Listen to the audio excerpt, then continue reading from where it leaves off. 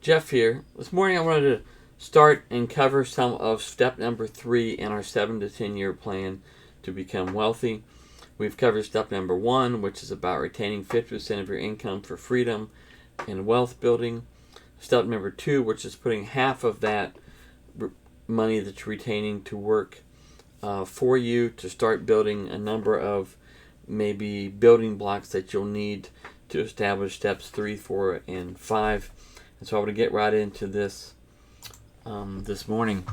So I define year 0 as when you're saving 50% of your income. Down here, you're down at you're saving 5%, you're saving 10%, right? And so you're really trying to learn how to control your income a little bit. And some of the things that can help you with that, number 1 is a separate account that you treat differently than your other accounts.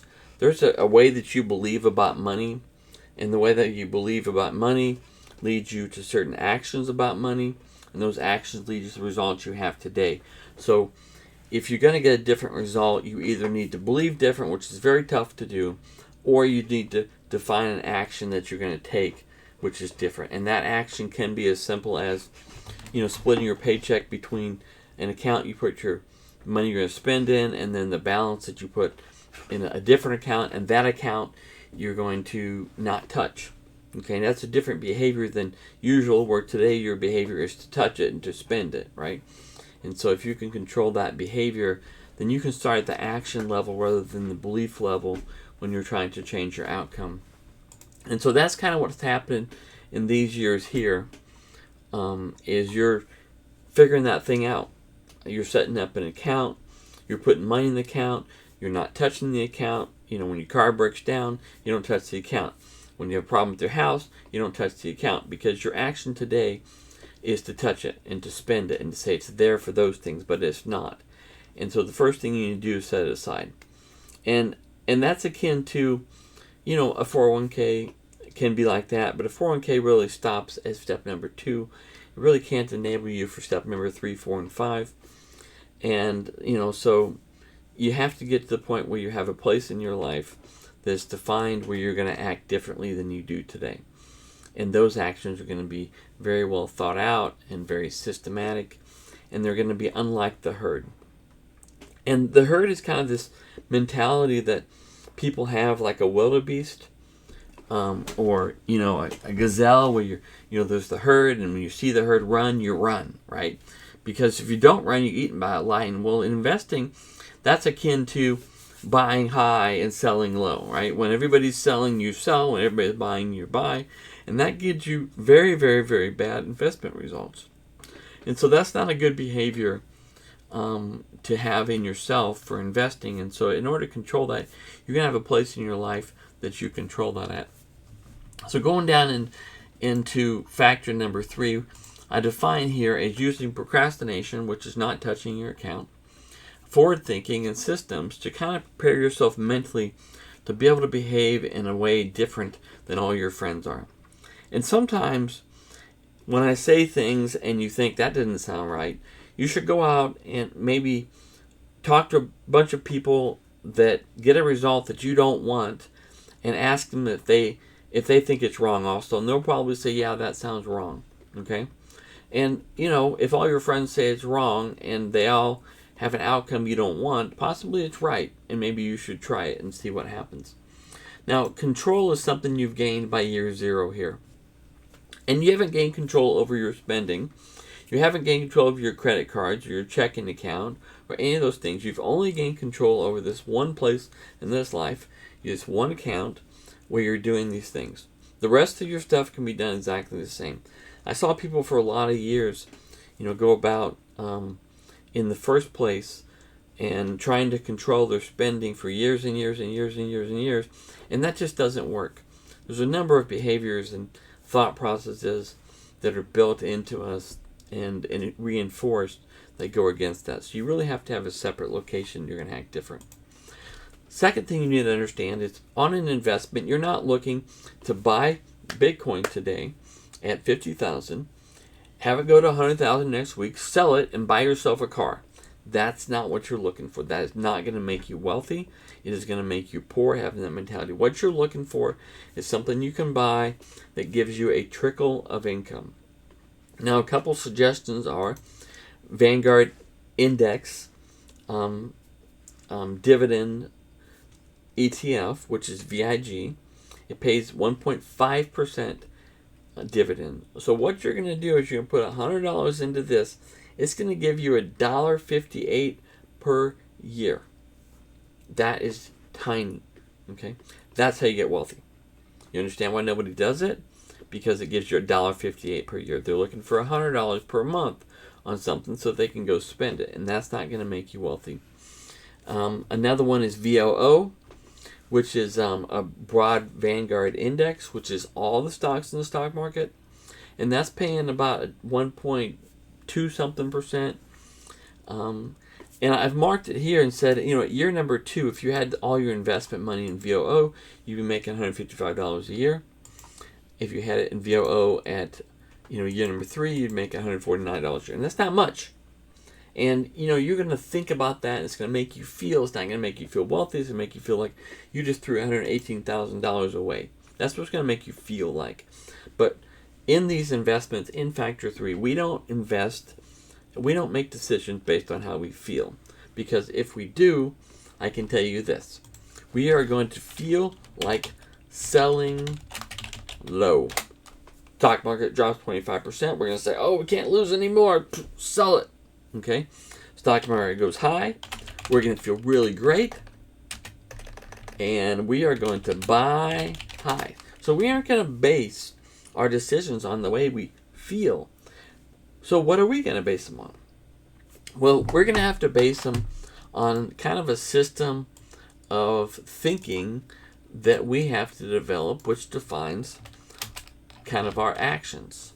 Okay, and so the good thing about this is, in order to do this successfully, you do not have to do what you believe you have to do. Most people believe they have to do all these things to be wealthy. And if you ask them, and go ask them, what they have to be wealthy, they will tell you. You can take notes, you can write it down. There'll be a whole long list of things that you have to do. And I didn't do those things. And so you don't have to do those things. And so I'm not sure why people that aren't wealthy put this list of things and believe they know how to do something when they actually don't know how to do it. The best behavior would be to learn how to do it. And so I will tell you that you need to make one investment move per year. Now, the rest of the year, you might spend thinking or planning that investment move very slowly, very systematically, with a lot of thought and a lot of consulting with people, but one move per year. Most people think you have to do lots and lots of things, but you actually don't. And so at this point in year 3, we may only have $118,000 in VOO and $118,000 in cash. Now, what's the cash invested in? Is it in CDs? Is it in a high interest account? What's it in? I don't care. Okay? But you're not looking to make money here. This is not where you're looking to make money. This is not where you're looking to make money. This is where you're just looking to kind of let it ride on the market and acquire some skills. Now, if you get into Factor 4, you're looking to learn an asset. If you look it up here. Okay? What's an asset? Well, we've talked about in other videos what an investment is, what an asset is. And an asset gives you a trickle. Okay? An asset maybe holds its value over time. It could fluctuate in value, but that shouldn't bother you, because if you look at a house changes in value every single day.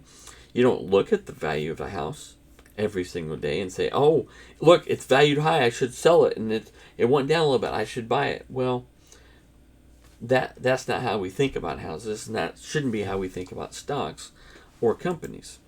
We're not selling and buying on whims here. We're not trying to make money on small fluctuations like that. Now, if you look at Factor 4 and how this is leading you into Factor 4, well, Factor 4 is talking about learning an asset. Well, at this point, if you've had VOO for 8 years and you've watched it go up and go down and change around and the dividends and things, then the asset that is VOO.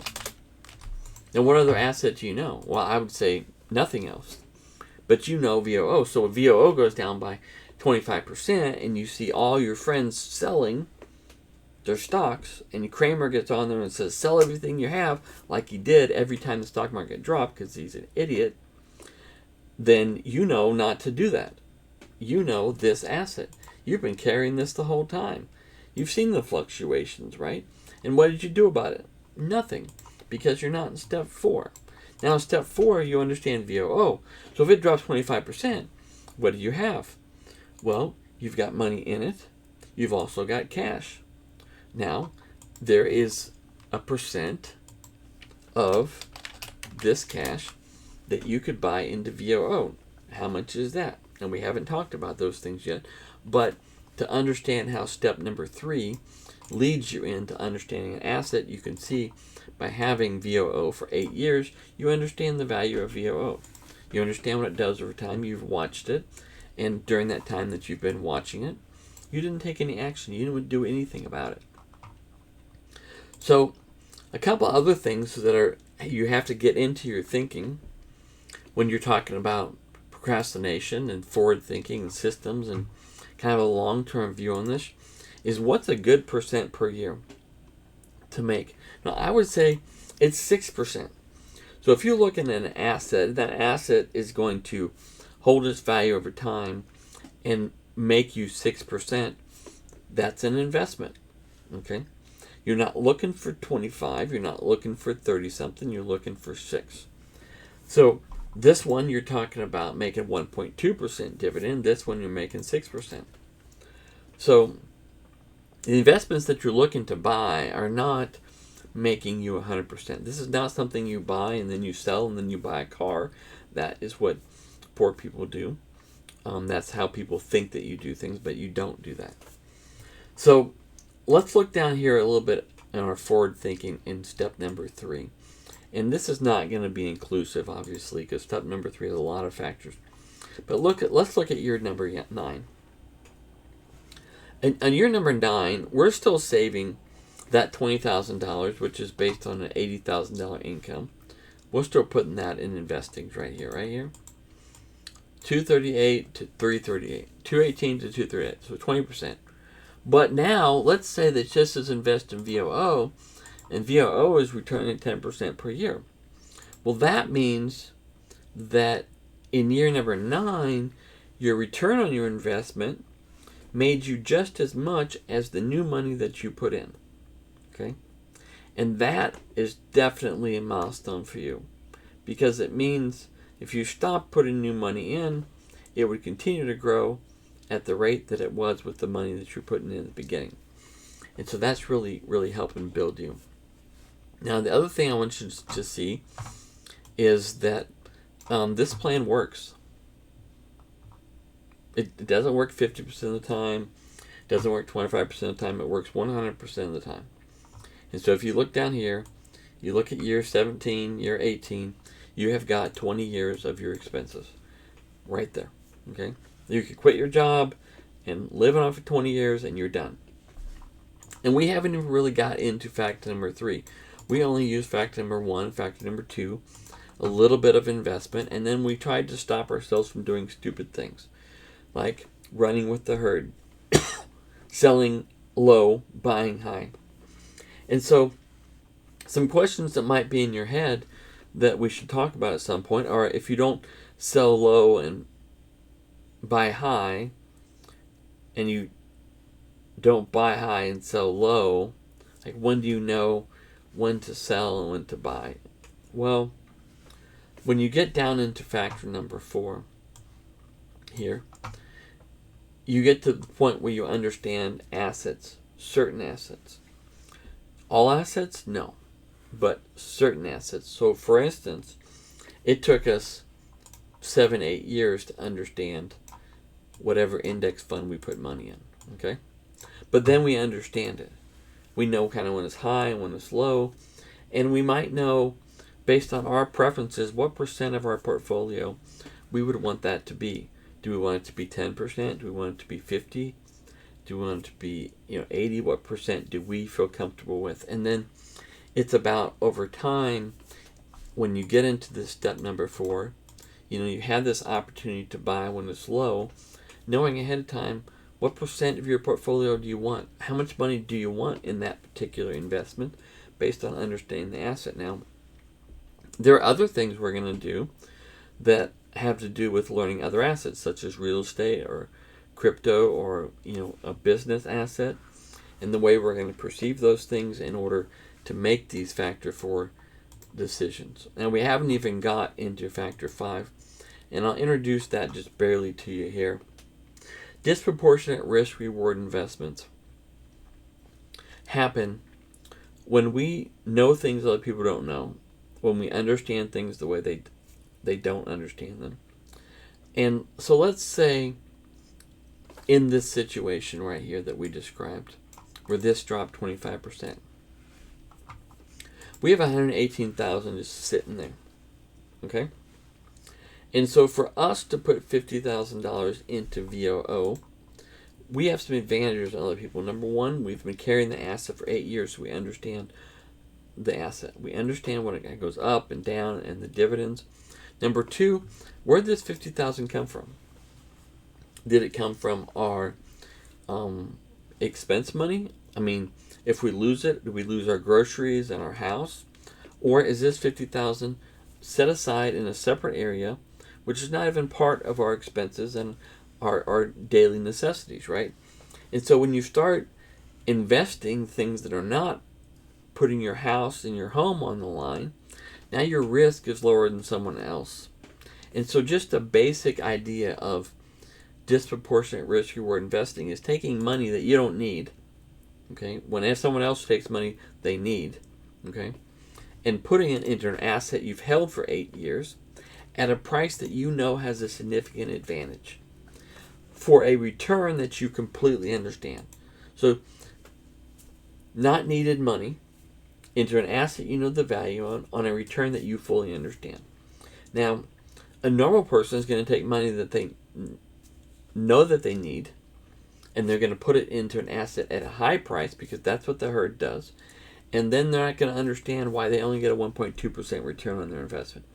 So that's a normal investment. So you can even do at year 8 right here, which is year 3 after you do 5 years of building your savings. You can even do at this year, a disproportionate risk reward investment. And that's just to start. If you spend some more time, years, learning other assets, you might be able to do that with real estate or different things like that. And there's some steps that you can follow to get into that particular thing. I'll give you an example, okay? Let's say you build up this dividend to let's say you build it to $2,000 a year. Sorry. $2,000 a year, okay?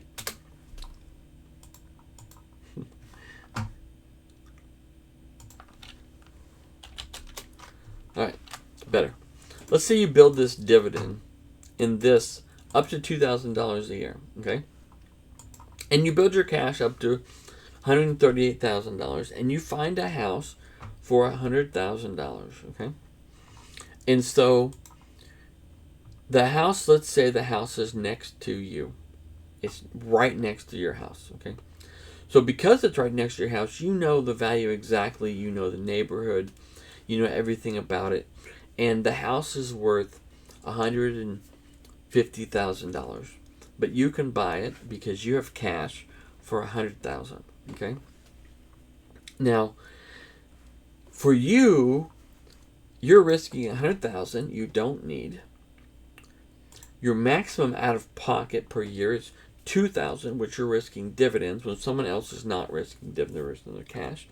And you're buying the house at a price which is below what it's worth. Now you're into a house, okay? Do you see the disproportionate risk reward investment? Now, once you're into this house, what you're going to find out is you're going to learn a bunch of stuff the hard way or the easy way about owning this house. And, because of that, it's good to buy a house at some point or some other asset, but it's good to do it at a lower risk than what other people perceive. Now, when you do this, everyone's going to ask you how you bought the house or why you bought the house, and they're going to kind of picture that's something that someone else does. But in actuality, you just basically planned for 8 years to put yourself in a situation where you could buy a house without risking your own income and livelihood, right? And the fact is today, this money is gone anyway. I mean, you're spending it. You know that. I know that. And so this is really bonus money. And so you put it in the house. Now, let's say this house works out well, okay? And you're making 6%. Okay, why 6%? Well, that's a good return. Well, 6% on probably not the 100,000, but the 150,000. Now you're into 9,000 a year. Now, you're really not going to have 9,000 a year profit, but let's say you're creating yourself $500 a month, okay? Well, now you have $500 a month plus this $2,000 a year. Well, now you're at $8,000 a year. Now, what type of investment can you put yourself in for $8,000 a year? Let's say, you have $8,000 a year in between dividends in this house, and the thing you start experimenting on in step number 4, factor 4, you start looking at crypto, okay?